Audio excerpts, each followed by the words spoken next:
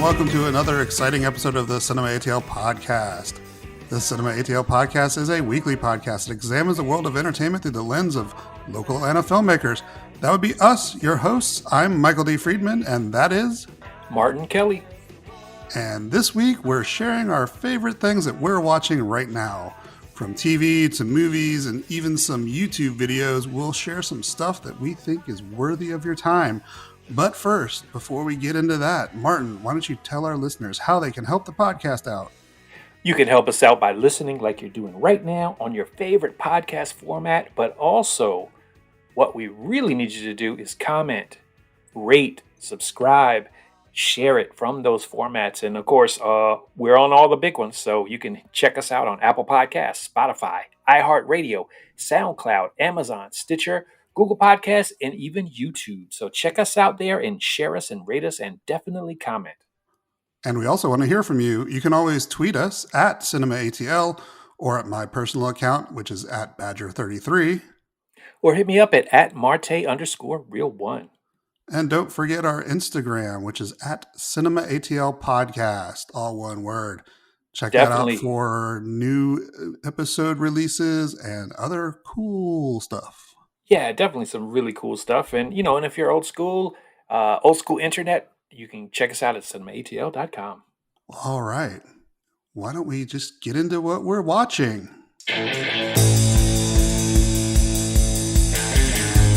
Yeah, let's do it. But also, warning, you said exciting. Now, that we're going to have to really live up to that because you prefaced this podcast with exciting. So, hey, ho, hey. So we'll see how exciting it is. I hope it is. But there's explosions. But it's better if we under-promise and over-deliver. All right. So maybe not super exciting, but, we're going to tell you what we're watching right now and things that we have enjoyed and we think that you might enjoy as well. This runs the gamut of everything. So we're going to dip our toes first into some of the movies that we're watching. So, Martin, what movies have you been up to seeing so far? Well, I've talked about it a couple times in the past couple of weeks about returning to theaters. And so I'll talk about a couple of different movies that I've seen recently, which were kind of cool. One of them is Voyagers, which is a movie directed by Neil Berger, starring Ty Sheridan, Lily Rose Depp, and also Colin Farrell. And it's about a crew of astronauts on a multi-generational mission that descends into paranoia and madness, not knowing what's real or not. So it's kind of a story about kids and raging hormones once they get off the hormone suppressing medication, and it's kind of cool. It's a neat sci-fi adventure. Is there ever a sci-fi movie that just is a fine voyage, like nothing happens and everybody's happy? I don't think I want to experience space travel if this is what happens in every movie. True, but if we watched that, it would be sort of like I don't know. It would be sort of like watching paint dry. I think because everybody would just be going about their mission and not going off the meds and it's all life and death though. Like, couldn't they do something like Downton Abbey in space? Well, you know what's so funny? I never watched the show. I did watch the movie, and the movie was really good, actually. I really enjoyed it. But there's a lot of many crises going on in Downton Abbey, and I guess you could do something like that. You could do something like that on a space mission. Maybe I should pitch that. Yeah, a Downton Abbey in space. Anyway, Voyagers. Keep talking about that. Again, like I said, it's a solid little movie. Kind of interesting and a good cast of young folks, including Ty Sheridan and Lily Rose Depp. They do a pretty cool job, and of course, Colin Farrell's like one of our underrated actors. He's so solid in almost anything. So he gives a really grounded performance in this particular film about the caretaker. I know we're talking about stuff that's we're watching now, but if you haven't seen In Bruges with Colin Farrell in it, that's a great movie, and he's great in that. Well, even the recent Guy Ritchie movie, The Gentleman. Oh, The Gentleman, yeah. Oh my gosh, he's so good in that. That is so good in terms of his performance. Everybody else is fine too, but he's fantastic in that film. So if you're a Colin Farrell fan, don't forget to check that one out. But anyway, Voyagers is kind of cool, and it's cool to see sci-fi out there. And ironically, the other film that I did see in theaters, and I'll go ahead and talk about that one, is called Chaos Walking, which is Hmm. directed by Doug Liman and stars Tom Holland, aka Spider-Man, and Daisy Ridley, aka Ray. And it's another sci-fi movie set in a kind of a weird planet where two unlikely companions embark on a perilous adventure through the Badlands as they try to escape some dangerous creatures where inner thoughts are seen and heard by everyone. And so it's an interesting concept.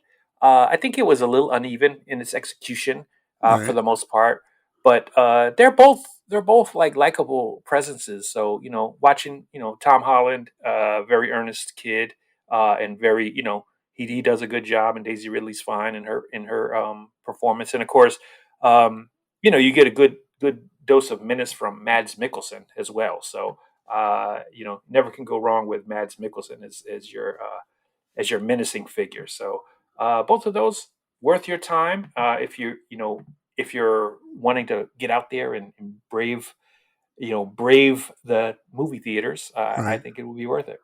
And if you're not willing to brave the movie theaters, they are actually available to rent as well for the premium price, the $20 rentals. Um, so you could check them out at home too if you wanted to. It's interesting that you enjoyed Chaos Walking enough because I've seen trailers for it and I just have no idea what that movie's about. I cannot figure it out. And I think Yeah, that might be kind of harming it. Like I yeah. don't think it did that well, even on the premium VOD rental. So I think it's probably because people just don't have a clue what it's about. I certainly don't. I understand that, and I think it probably is more suited to honestly the small screen. To be honest, there's some cool, a couple of cool effects in it. Um, but what I enjoyed, of course, was going back to theaters and eating popcorn. Yeah. But also, like I said, I think they're both really engaging, talented actors, and so watching them and their story is kind of cool. Again, I understand it's underwhelming because it's supposed to be this big sci-fi epic thing, and of course, it's also supposed to be in that YA realm Right. of Hunger Games and the like, and it certainly doesn't deliver Divergent that and kind stuff of like that. Yeah. yeah, it doesn't deliver that kind of action at all. So I can understand why it's underperforming, but at the same time, it's likable enough, and it would be certainly something to watch on the small screen, and you'd be engaged by it. Well, speaking of small screens, I have not yet ventured back to the theaters, although I would like to. I just haven't had a good enough reason to get out there yet. But the two movies I'm going to bring up are both available to watch at home. The first one is a Netflix movie, just came out last week, called The Mitchells versus the Machines. And this is an animated movie. It's from the Lord and Miller, the people that brought you Spider Verse and Lego Movie. They weren't the direction on, their producers on it, but it's a really fun movie. It's got really great characters. It's extremely quotable. It's funny, and it's got a really nice story at its heart about a family sticking together as they fight against the robot apocalypse. So I really, really, really enjoyed it. I was surprised how much I enjoyed it. It's probably one of my favorite movies I've seen in a while. So I encourage you to check it out on Netflix. Yeah, I've heard some good stuff about that actually. Yeah, it's really good. I highly recommend it. I can't talk about it enough. But I will stop talking about it because we got more stuff to talk about. My other selection is a movie that I mentioned previously in our Oscars discussion. Um, a lot of what I've been watching, recently has been the Oscar nominees. So I didn't get a chance to see a lot of the other movies that are out there, but I just cannot stop thinking about Promising Young Woman. It's just a well done movie. It's so good. Um, it, it brings up a lot of things to have discussions about with people that have seen it. And it's really a very timely tale, especially with what's been going on in the past couple of years with the Me Too movement and other things like that. and it'll make you think about things in a new light. But it's very entertaining as well. It's very serious at parts, but it's also boils down to being like a rom com at some points as well. So it's a good watch, but it's also a shocking watch. So you need to like go into it expecting to be shocked a little bit, and I have a lot to think about. And I also can't stop thinking about Carey Mulligan's performance, and I really thought she deserved the Oscar. Um, Frances McDormand, of course, won, but Carey Mulligan, I think, kind of deserved it over her personally. But that's just one man's opinion. Um, Yeah, have you but seen you it have a yet, Martin? platform. You have a platform. I do have a platform. I've got a podcast, unlike the 7,000 other podcasts that are out there, but mine's unique. So, and thank you for listening. Have you seen Promising Young Woman yet, Martin? No, it's definitely, it's definitely on my list that I was I was really remiss in not being able to catch as many as I should have in terms of award season films, but it's certainly on my list, and definitely looking forward to it, especially after all the good things you've had to say about it. So I'm gonna check that out very soon. It's not available on any streaming services yet. It's still a rental, but you can rent it. It's not the premium rental anymore. It's you can get it for $5 most places. So check it Cool. out. So let's move on. Let's talk about some TV shows that we're watching. Martin, what do you have to bring to the table? Well, the first thing I'm going to talk about is an HBO series, and it is the latest one. It's not quite. I'm not quite done with it. It's been 3 episodes. It's a limited series called Mare of Easttown, and it stars Mm-hmm. Kate Winslet, Guy Pearce, Julianne Nicholson, and somebody that we have a little bit of a connection to. We know a little bit is Craig Zobel is one of the Oh, producers on the film, and he's directed some of these episodes, and it's really excellent. I mean, Kate Winslet obviously is a wonderful actor, and so following her and her flawed character and this kind of gruesome crime that she's investigating is really fascinating. There's you know it's really very entertaining. It's one of in that same, there's been a lot of good shows like this in recent years, and mm-hmm. certainly no disappointment in this particular show. Uh, I think, like I said, it's really well done. I'm 3 episodes in, and I'm really looking forward to, continuing to watch this film. I mean, this, limited series. And um, the one disappointment I'll say is that Guy Pearce is one of my favorites as well, and he's in it, but not all that much. So he may grow in stature in terms of his Right. character's involvement in the plot as it goes on. But he's been in it in a limited capacity so far. That's my only complaint. But everything else has been great, and I wanted to shout out Craig Zobel because, of course, he spent uh, a good amount of time in Atlanta, and of course, we came across him at Sundance before. Of course, we talked a little bit about Right. the Great Wall of Sound, his impressive debut film that was out in Sundance back in the day. Great World of Sound, right? Great World of Sound. Sorry, not Great Wall of Sound. Great World. That's that's from Zhang That's Zimu. oh yeah. I thought that was starring Matt Damon. Yes, you got it.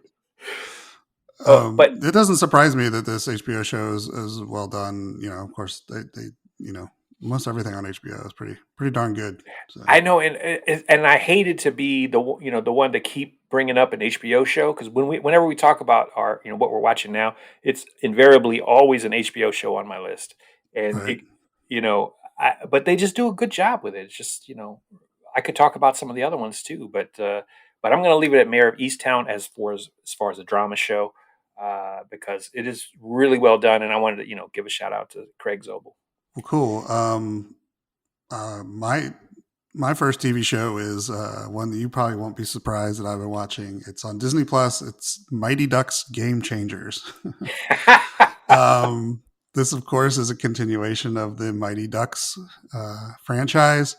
It's a reboot, if you will, with some new kids in it. But it brings back Emilio Estevez as Gordon Bombay, and it's a lot of fun. I mean, it's definitely aimed at kids. Of course, all the Mighty Ducks movies were originally aimed at kids. You know, but it's still one of those things that I think adults can enjoy too, especially the relationship between Lauren Graham and Emilio Estevez's characters on the show. And it takes a different kind of edge to it. Once again, Gordon Bombay is a reluctant teacher in this, Again, but he's reluctant again. his character is really cool. The way they've made his character, he's like at the beginning, he's like he's anti-hockey because he feels like hockey. He spent his whole life trying to chase the dream of hockey, but never lived up to his dreams. And so it's kind of about the story of his redemption as well as these kids. Who are kicked off. It starts with one of the kids gets kicked off the Mighty Ducks team, which has become a super powerhouse now, and just like they're the bad guys almost in the series. So Hmm. so there are a bunch of underdogs that start their own team, and it's fun. I enjoy it, and I look forward to it every week. And it's nice to have something in between Marvel and Star Wars series on Disney Plus to look forward to. Ah, definitely, definitely, because we could easily talk about those, and we might. Yeah, I don't know what your second one is, but it may be one of those. I'm actually leaving No, those off the list for me, no, but I left them off my list too. But I mean, okay, I think everybody knows that I've enjoyed all the Marvel stuff and Star Wars stuff on definitely, Disney Plus. definitely, definitely. So, yeah, I mean that's cool, and I'm not surprised at all. I know you're a huge Mighty Ducks fan, and speaking of hockey shows, I could have put Beartown on my list too I've because that heard was a good things about Barrowtown, and I've heard people told me that I should watch it, so I need to it's check that totally one out. not in the same Yeah, it's not a Mighty tone Duck. as Mighty Ducks, so don't be No, I know, don't I know. be shocked. But But I generally enjoy anything that's centered around hockey, except for probably the Tooth Fairy movie, oh or yes, Hard Target, which was pretty awful. But anyway, but yeah, I've heard that's good. And I mentioned before Letterkenny on Hulu is another one yeah, series that yeah, revolves around hockey, which I recommend still you check out. A new season came and went uh, in between us having these episodes, so check that out. definitely, definitely, definitely. So I'll talk about my second one. It was just actually kind of a twofer. It's about the same topic, so I'll put them together because if you get interested in one, you may want to watch both. One is it's called QAnon: The Search for Q, which is a Vice investigations Mm-hmm. series, limited series, about 3 episodes, and also Q Enter the Storm, which is recently run on HBO as well. And these, of course, are docu-series about the phenomenon of QAnon. And this has been fascinating me because it's been a big story about QAnon and what's going on with that Right. whole subculture and everything else. So it was very intriguing to watch on that regard. And the HBO show actually is a lot longer, so it's like 5 episodes, so it goes into a lot more Mm-hmm. detail than the Vice series. But they're both really well done, and they both kind of cover a lot of the same ground. And the story of QAnon and 8chan and 42chan and whatever, however many Yeah. chans there are out there, and that story is intriguing on its own. And this whole idea of QAnon, and there's a lot of theories about who that actually is. It's really interesting, but there's something else about it that is so interesting to me is that this seems like this genre, this subculture of people has been elevated as some kind of um, strange phenomenon, whereas they're actually pretty much like some of the other people out there who are more accepted in the sense that they actually believe that what they believe is absolutely correct, and Mm-hmm. nobody else and nobody else can challenge it, which is the mindset that a lot of other people have. And it's so funny to see the slant of the documentaries and the filmmakers who take this sort of stance that they are completely crazy when they actually are acting just like a lot of other groups and a lot of other movements. Yeah. You know what I'm saying? So it's so funny that there's no self awareness in terms of the one thing that's missing from, I think, the filmmaker's perspective is sort of a little bit of self awareness about they're not much different from some of the other, movements out there, other than a little bit more crazy on the surface, I think. Right. But it's Um, it's it's fascinating. I mean, I have to say it's yeah. fascinating to I watch. thought about checking that out because I did hear about the HBO Max or HBO Hmm. documentary series. because there was like a big reveal at the end that Yep. was covered on the news. That they kind of the guy thinks he's discovered who Q is, and I don't think they go right out and say it, but Well, they they make it pretty clear. They make yeah, it pretty yeah, clear. yeah. So yeah, yeah. So that's pretty interesting. And this is totally unrelated to video at all, but I guess it's another visual medium. I was going to suggest that there's a comic book series called The Department of Truth Hmm. that kind of goes into this kind of realm. And it's really well done. And I recommend if you're a fan of comics at all or just a reader, check out Department of Truth. It's about this phenomenon that if enough people believe a conspiracy theory, it becomes true. Like Right. that's the conceit of this story. Hmm. And there's this group that's out there to try to prevent that from happening. And it's actually led by Lee Harvey Oswald, who's still alive in present day. Um, Nice. but it's a really interesting series, and so I recommend checking that out. Well, I think that's a good point too. The premise of that is a good point. Is that if enough people believe something, it might as well Right. be true, right? Well, this is And like it literally manifests itself into reality. So it's not it's not just a almost like American Gods in a way, huh? yeah If enough yeah. people believe, it's actually a god.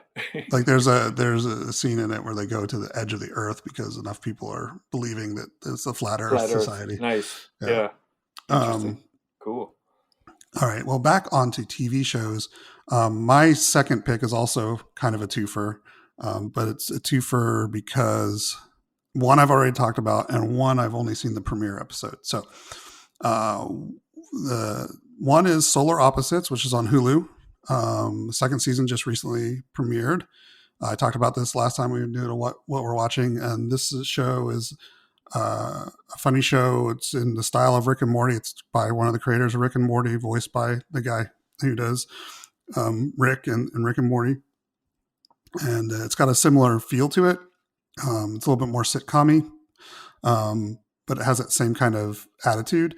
But there's a subplot in both of the seasons about there's these aliens that have come to Earth, and they're trying to blend in with society, but they're also the kids in the show like have a shrink ray, and they shrink adults that are annoying to them down to like tiny size, and they put them in a wall, kind of like a hamster, like a pet thing. But there's this huge they have this huge wall like in their bedroom, and it's like got all these compartments in it, and there's like this whole story a line about what happens in the wall, and it becomes like this post-apocalyptic society, and it's done like totally serious, and it's one of the most fascinating things about this show.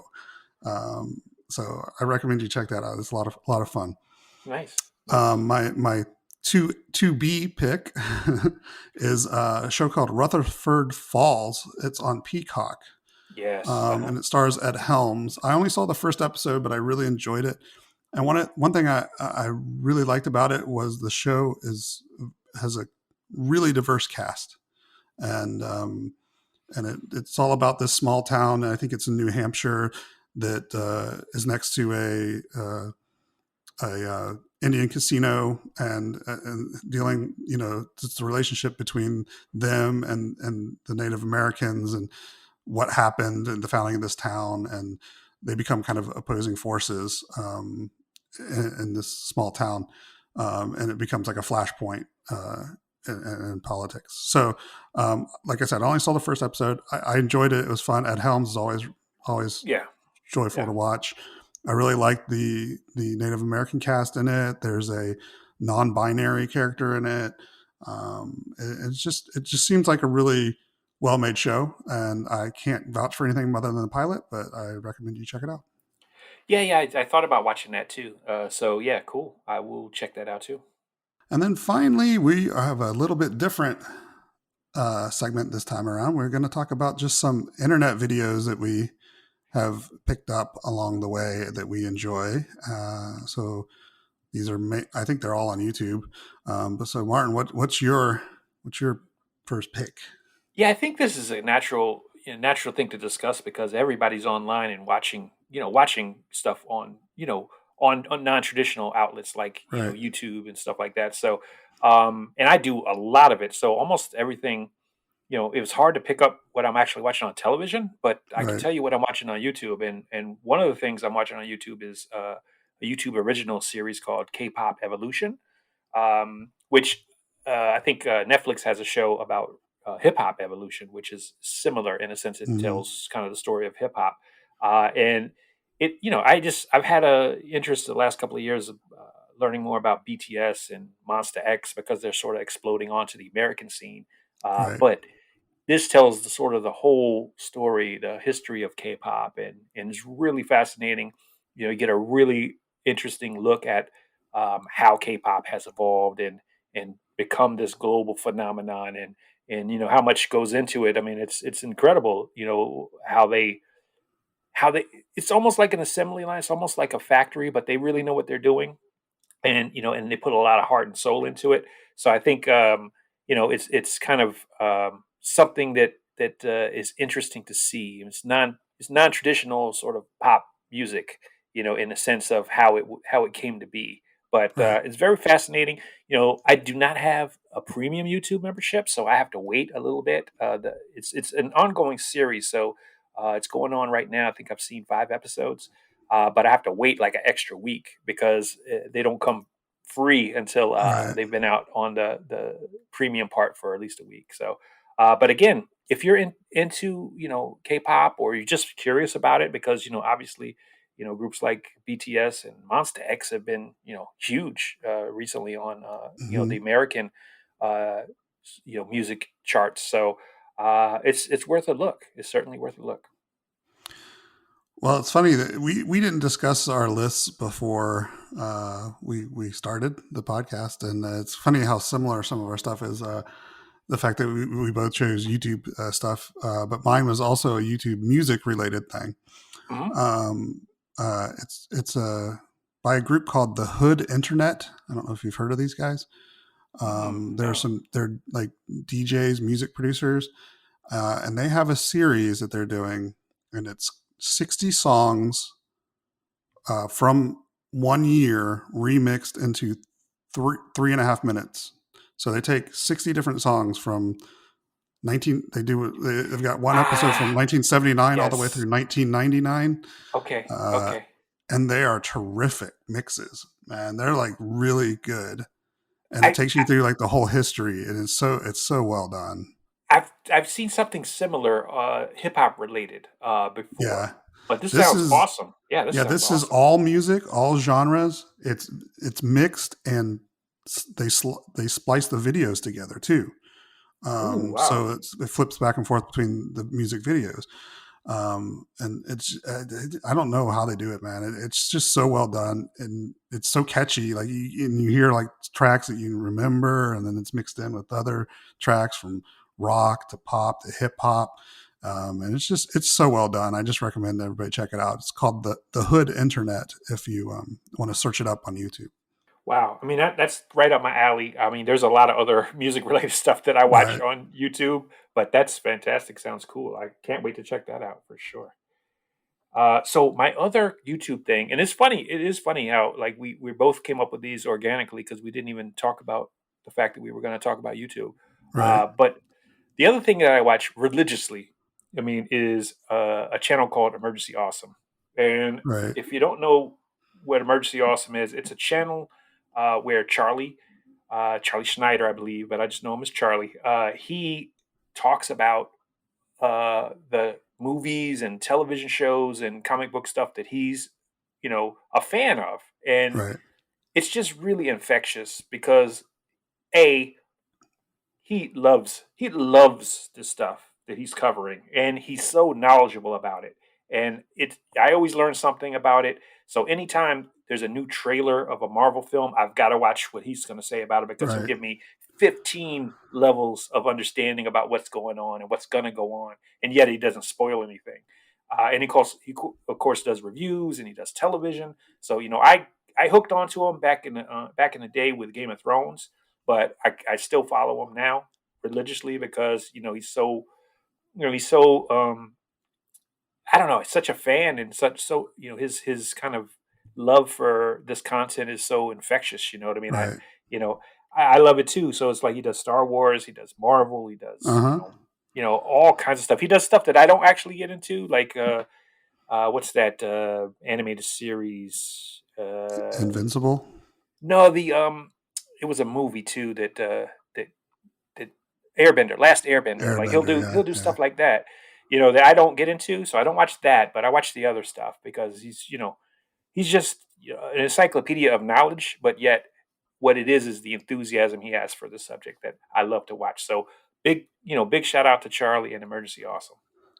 So funny enough, my second pick from my YouTube videos is a very similar channel, and I have watched Emergency Awesome.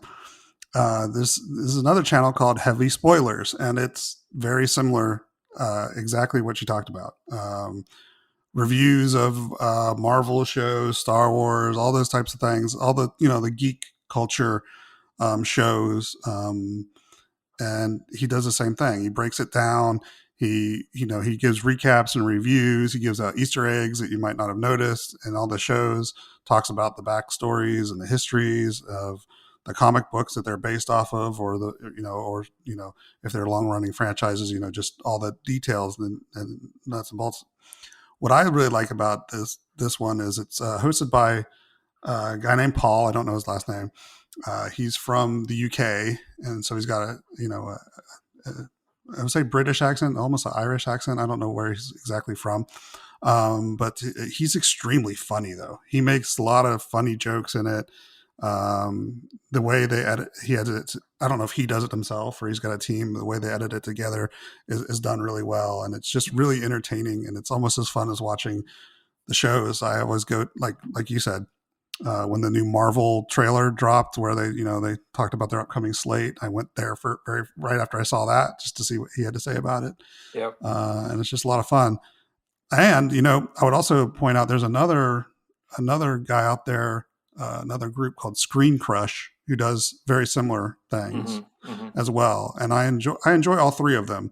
But I've lately gotten really into Heavy Spoilers. I really like the way the guy does it.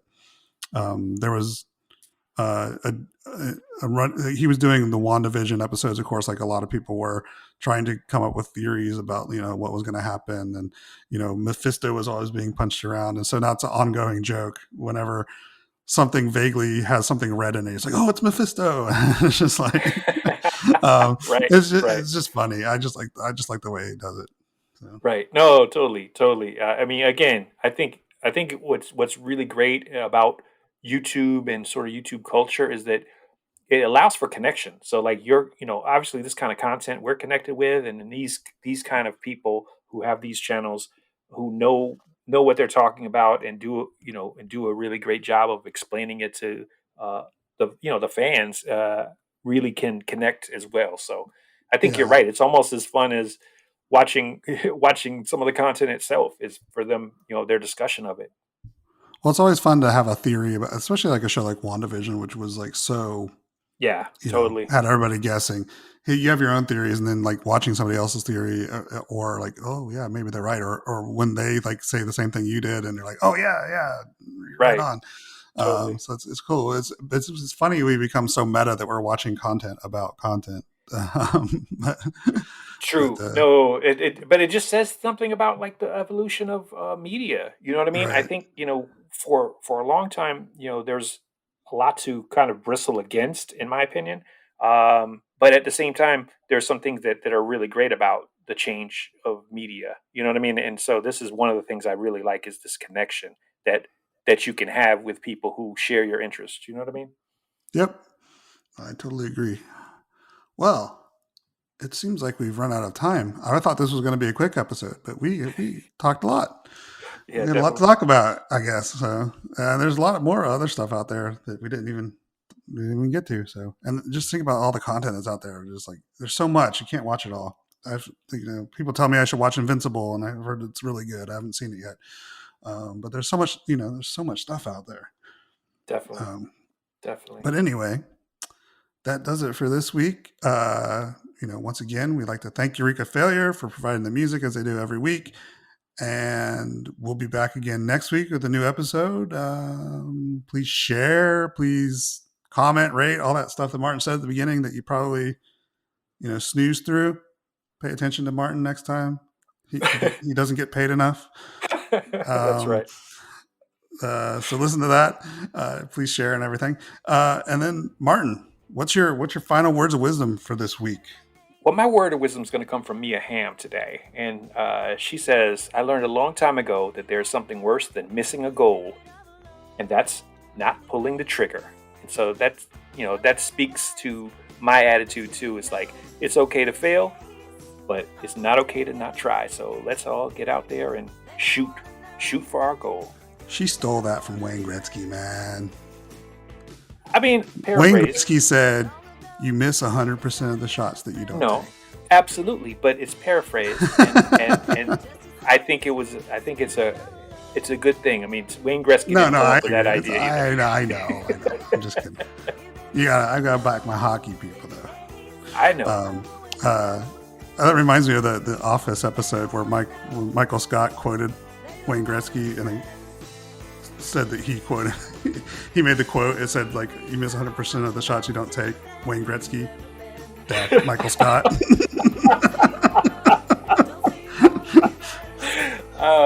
Yes, That's very silly. funny. Very funny. Speaking of which, The Office, you can watch all the episodes of The Office on Peacock now. People have been looking for it. I don't know. It used to be on Netflix, I believe. Yeah. So, Yep. this is not an advertisement for Peacock. They don't pay me. But anyway. Yeah. So, we're done, right? We are. Okay. All right, everybody. See you again next week. Have a good one.